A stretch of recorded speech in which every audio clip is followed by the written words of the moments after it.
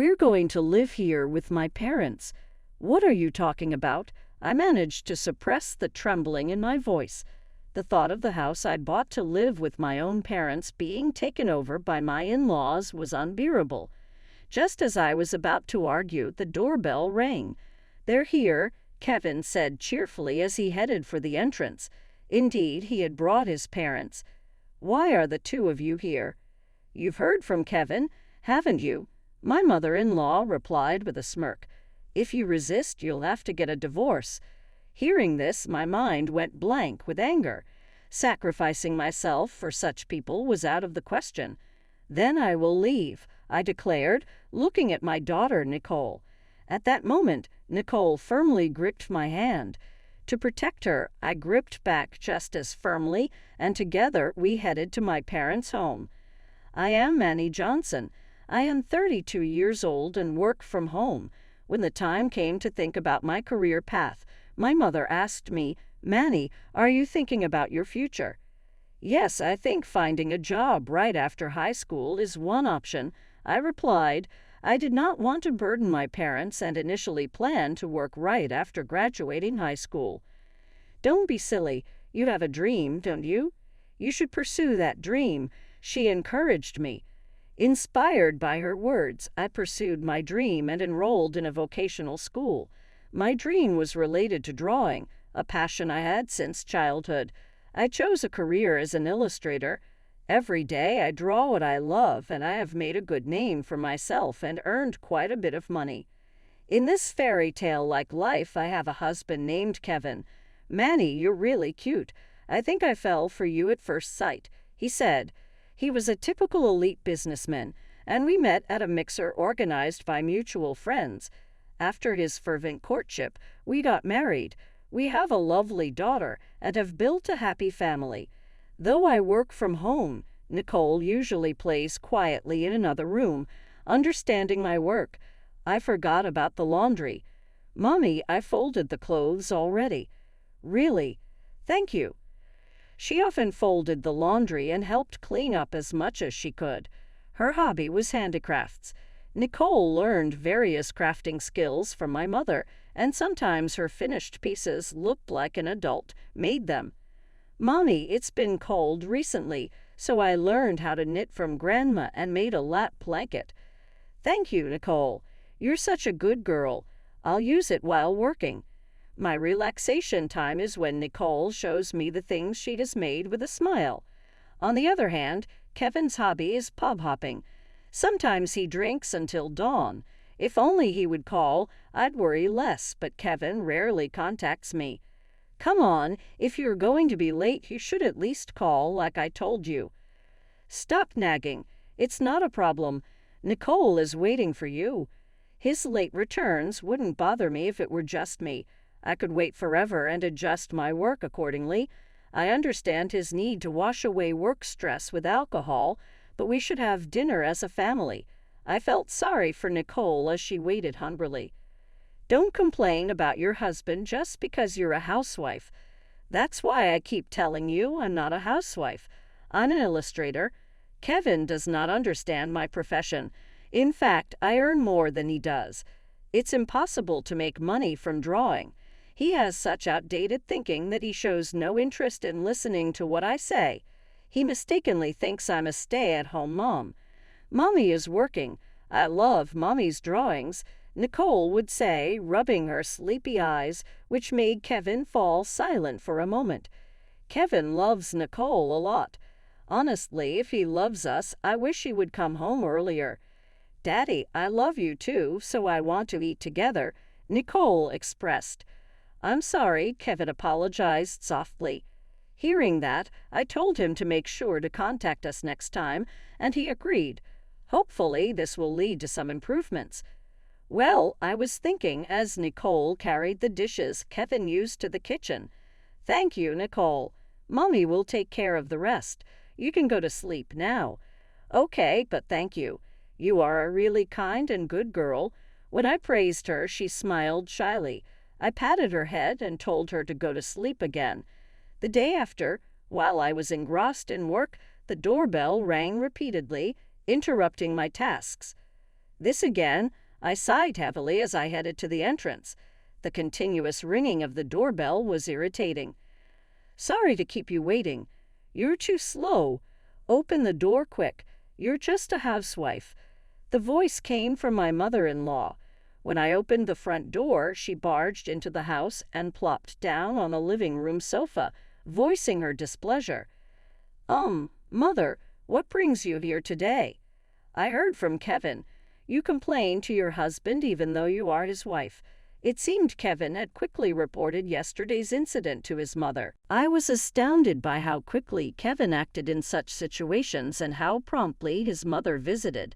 Needless to say, the relationship between my mother-in-law and me was strained. More precisely, she resented me for stealing her son. My mother-in-law, who also didn't understand my job, lectured me about depending on Kevin's income. Thus, neither my work nor my household chores were progressing. At this rate, I might not meet my deadline. I might have to pull an all-nighter, I thought, just as the doorbell rang again. "Excuse me for a moment." I quickly excused myself and rushed to the entrance. "Hello, Mrs. Johnson." "Oh, Brian, is that you?" There stood Brian, a longtime friend of Kevin, who was always cheerful.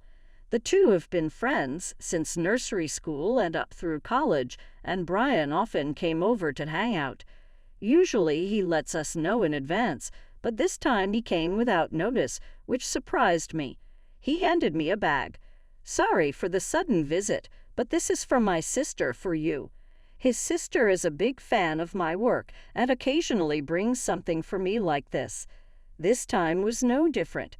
By the way, he is a police officer at the local station. "Long time no see, Mrs. Johnson."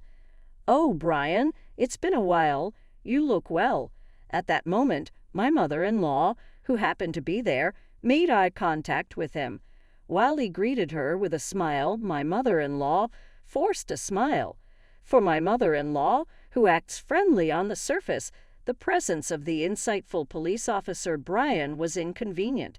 She quickly left the scene. I actually came over because I saw Mrs. Johnson and thought it would be best to check on you. Ryan had seen through her character. While on patrol, he accidentally saw my mother-in-law heading to our house and felt a bad premonition.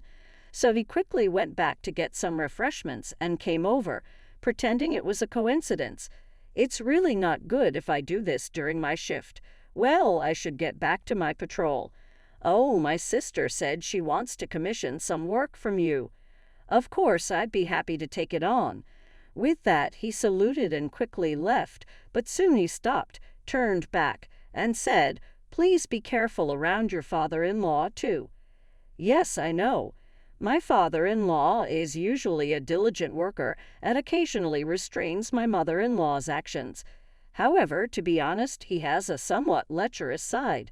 There have been times when we stayed at my in-law's house when he would appear while I was taking a bath, or would peek when I was breastfeeding Nicole when she was a baby.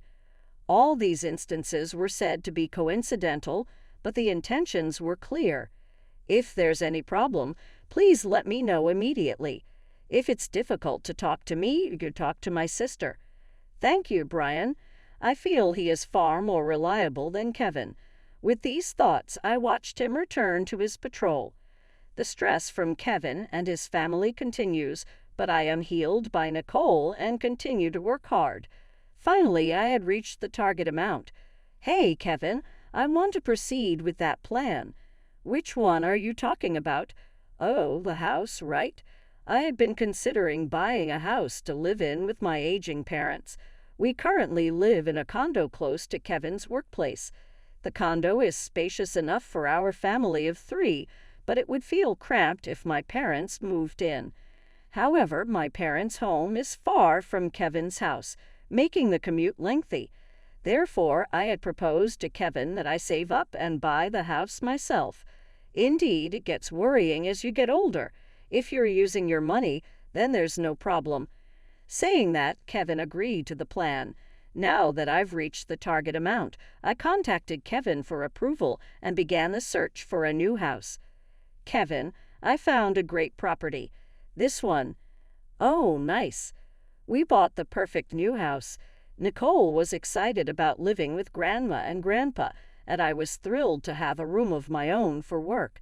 Then the day of the house handover arrived. "This is really a beautiful house. What's this?"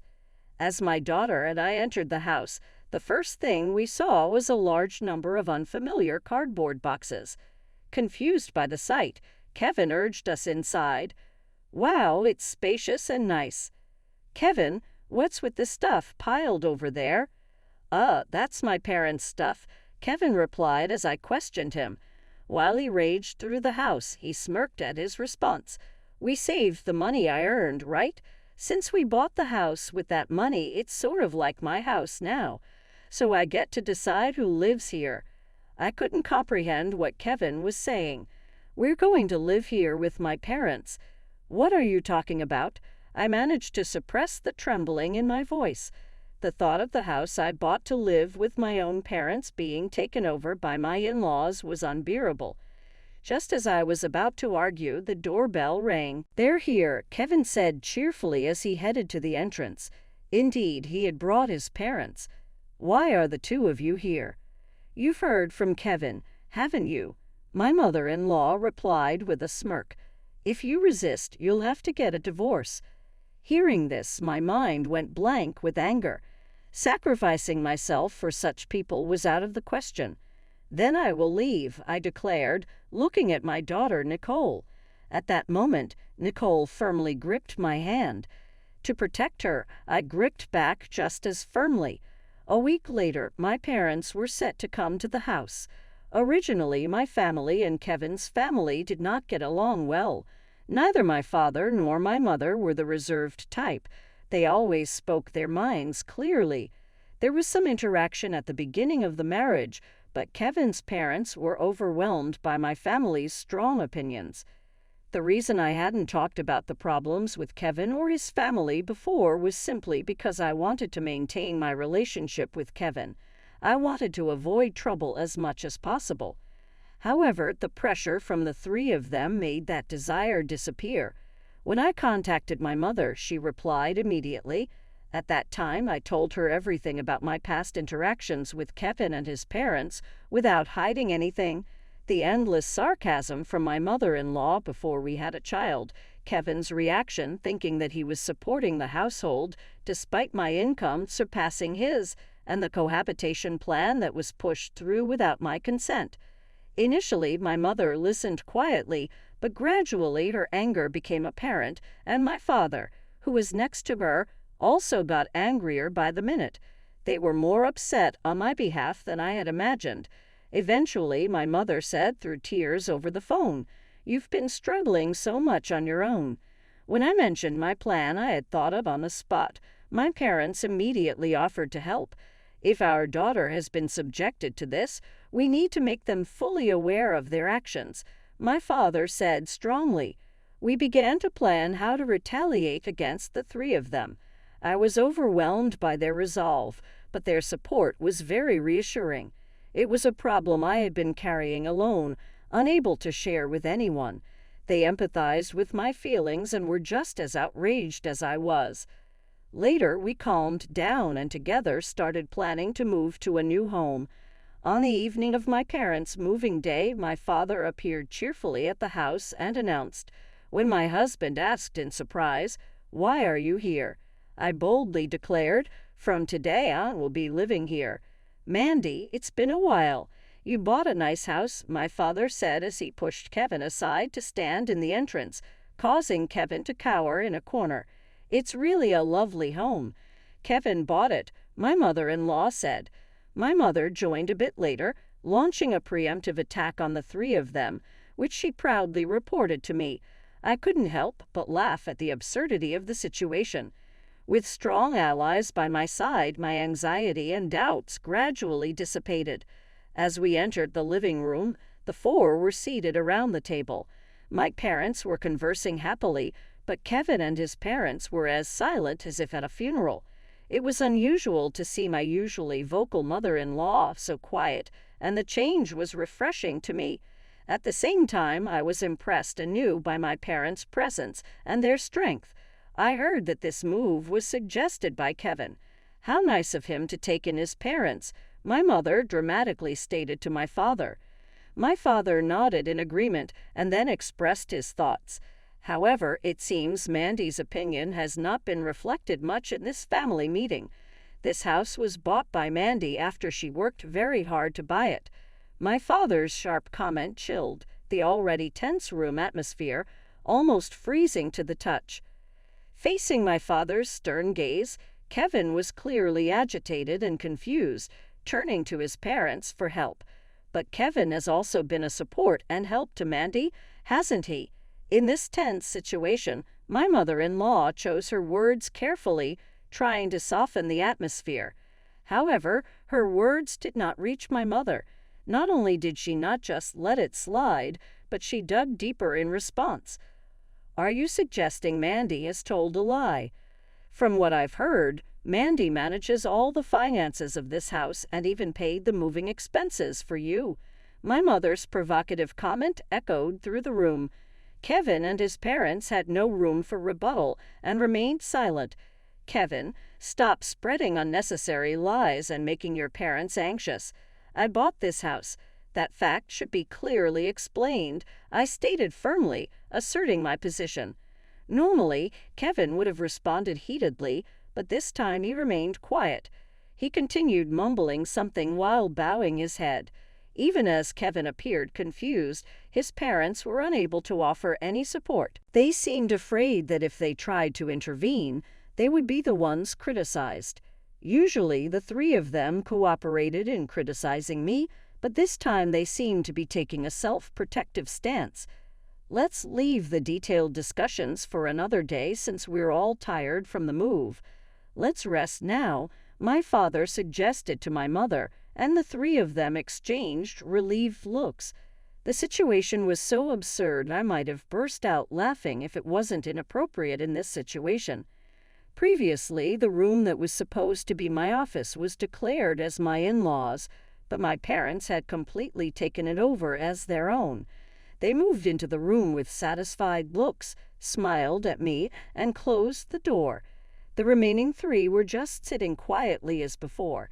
It seemed they were expecting me to get angry, but I didn't. Apparently, my parents had significantly dampened their spirits. They must have been dealt with sternly before I returned. The three who had no critical opinions to express towards me just quietly watched until I returned to the room. My in-laws, who had planned to live in this house for a long time, had already started the process of letting go of their own home. Now there was no turning back or escape. Kevin probably never imagined living with my parents would become a reality. Like me in the past, he was filled with anxiety about the future, seeing the three of them. I finally felt relieved and fell asleep with a genuine sense of peace. From the next day onward, my parents began to retaliate against my in-laws. I could see that the once domineering in-laws were gradually losing their momentum. The arrogant behavior they had before was gone, and they no longer spoke words of criticism towards me. Mandy, can we talk for a moment? Is that okay? Kevin carefully started the conversation, given that my parents were in our house. Sensing that Kevin wanted to discuss something, I decided to listen to him. Although we had everyday interactions since the family started living together, this was the first time we were seriously sitting down to talk. Once we were alone in Kevin's room, he started speaking earnestly. Mandy, I'm truly sorry. My mom, Dad, and I, we all deeply regret our actions. Please, could you ask your parents to move back to their old home? As expected, Kevin asked me to ask my parents to vacate this house. Despite seeing Kevin apologize, I could not accept his request. It seems Kevin still only considers his and his parents' interests, just like before. So you're saying that only my parents should leave this house? Is that what you're trying to say? I sharply questioned Kevin. It's their responsibility that they sold their house without consulting me. Not having a place to go is not my concern. Your parents live here too, yet you tell only my parents to leave this house. How can you say such a thing to my parents? I pressed him. Kevin showed a flash of anger, but soon controlled his emotions. It was clear that arguing here would only worsen their position. "This is my house.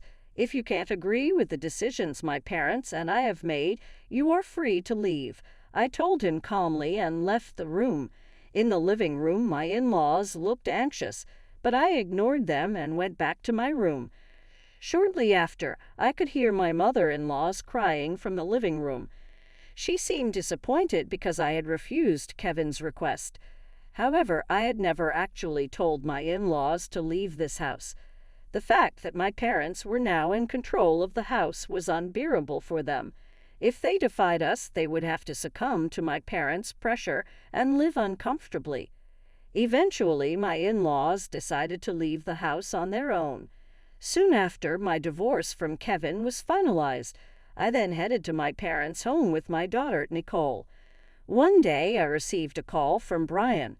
"Mandy, I heard about your divorce and wanted to check if you're okay." It seemed he was concerned about me, and I explained the situation to him.